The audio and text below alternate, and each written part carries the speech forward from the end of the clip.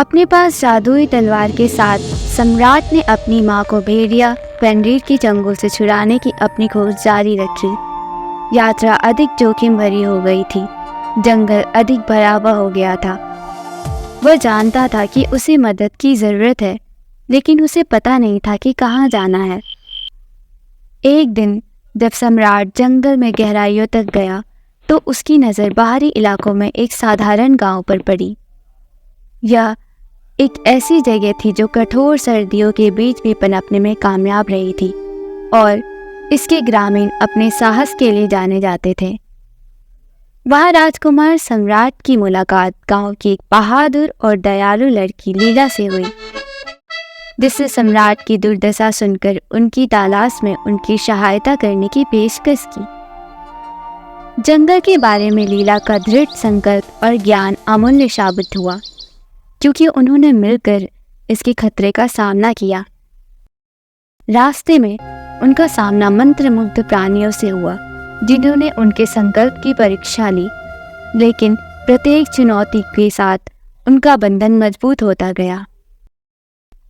अंत में वे जंगल के बीचों बीच पहुंचे, जहां फेनरिर एक बार फिर उनका इंतजार कर रहा था।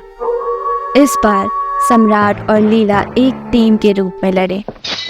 उनके दिल एक होकर धड़क रहे थे। जादुई तलवार की शक्ति और लीला की अटूट बहादुरी के साथ उन्होंने अपनी पूरी ताकत से फेनरिर से लड़ाई की।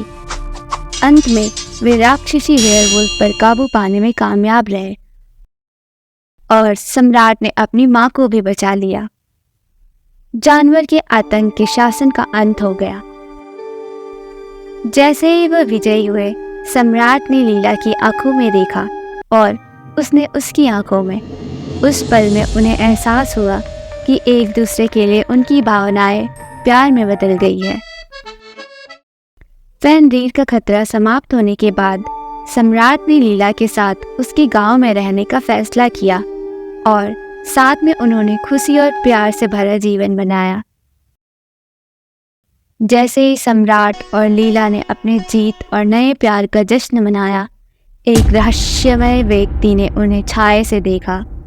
अंधेरे में लिपटी यह आकृति एक ऐसा रहस्य रखती है जो जल्दी उनके शांतिपूर्ण जीवन को बाधित कर देगा और उन्हें एक नए रोमांस में डुबा देगा, जो पहले से कई अधिक खतरनाक होगा।